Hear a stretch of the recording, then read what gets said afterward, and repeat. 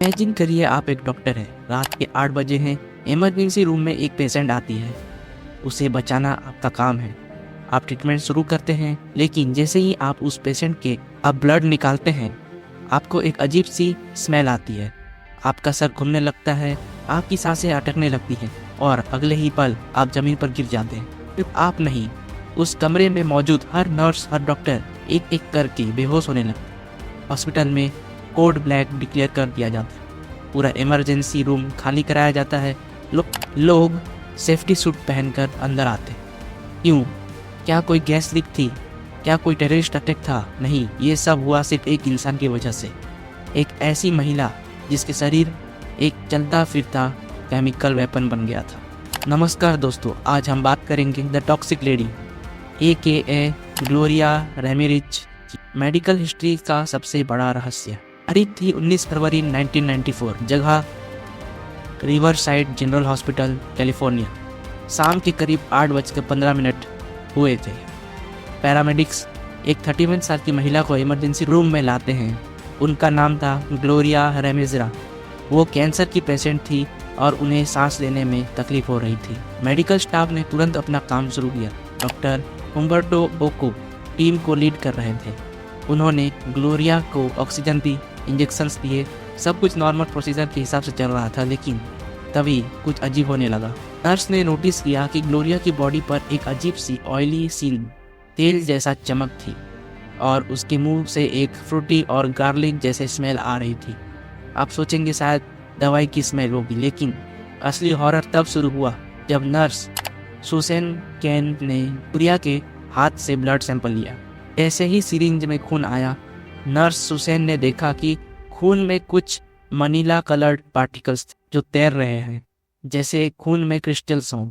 और तभी सुसेन को लगा कि उसका चेहरा जल रहा है। वो बेहोश होकर गिर गई। दूसरी नर्स जूली गोर्चिस उनकी मदद करने आई। उन्होंने भी वही स्मेल सुनी। लगा उनकी सांसें रुक रही हैं। कुछ ही सेकंड में जूली भी फ्लोर पर गिर गई। और शॉकिंग बात ये थी, जूली अगले 2 हफ्ते ICU में रही। उनकी हड्डियां गलने लगी थी। अब बारी थी डॉक्टर हुम्बर्टो की। उन्होंने देखा कि उनकी पूरी टीम गिर रही है।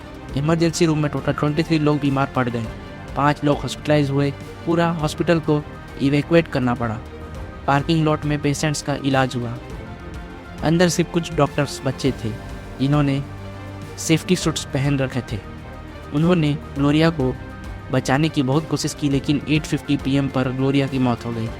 अब सवाल ये था, ग्लोरिया की मौत कैंसर से हुई, लेकिन बाकी डॉक्टर को किसने मारा? हॉस्पिटल के अंदर शहर के हेल्थ डिपार्टमेंट की टीम आई। उन्होंने हवा चेक की, कोई गैस लीक नहीं मिली। उन्होंने AC चेक किए, सब ठीक था। तो डॉक्टर बेहोश क्यों हुए? सरकार ने एक रिपोर्ट निकाली और कहा कि ये मास हिस्टीरिया था। मास हिस्टीरिया मतलब एक साइकोलॉजिकल डर। उनका कहना था कि शायद पहली नर्स थकान से गिर गई और उसे देखकर बाकी लोग डर के मारे गिर गए। बदबू सिर्फ उनके दिमाग का वहम थी। नर्स जूलिए, जिनकी हड्डियां गल रही थी, ने इस रिपोर्ट पर केस कर दिया। उन्होंने कहा, मैं एक एक्सपीरियंस्ड मेडिकल प्रोफेशनल हूँ। मैं डर के मारे ICU में नहीं पहुँची। मेरा शरीर में पॉइजन था। अगर हिस्टीरिया नहीं था तो वो क्या था? इसका जवाब दिया लॉरेंस लिवरमोर नेशनल लेबोरेटरी ने, जहां न्यूक्लियर वेपन्स बनते हैं। साइंटिस्ट ने ग्लोरिया की बॉडी को स्टडी किया और एक बहुत ही शॉकिंग चोरी सामने आई। दरअसल ग्लोरिया अपने कैंसर की दर्द को कम करने के लिए एक घरेलू नुस्खा, होम रेमेडी यूज करती थी। DMSO, dimethyl sulphoxide. ये एक क्रीम होती है जो दर्द कम करती है। इसकी स्मेल थोड़ी गार्लिक जैसी होती है। साइंटिस्ट का मानना है कि ग्लोरिया ने ये क्रीम पूरी बॉडी पर लगाई थी, इसलिए वो ऑयली सीन दिख रही थी। जब हॉस्पिटल में उसे ऑक्सीजन दिया गया तो ऑक्सीजन और DMSO रिएक्ट कर गए। वो बन गए DMSO2, डाइमिथाइल सल्फोन। वही क्रिस्टल्स थे जो नर्स ने ब्लड में देखे थे।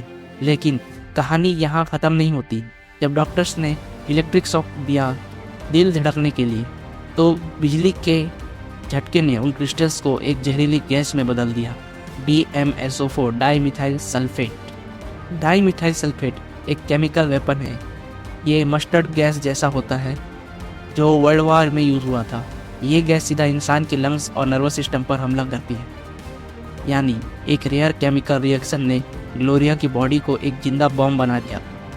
जैसे ही सिरिंज से खून निकला, वो गैस हवा में फैल गई और डॉक्टर्स गिरने लगे। थ्योरी सबसे लॉजिकल लगती है, लेकिन आज तक 100% प्रूव नहीं हुई है।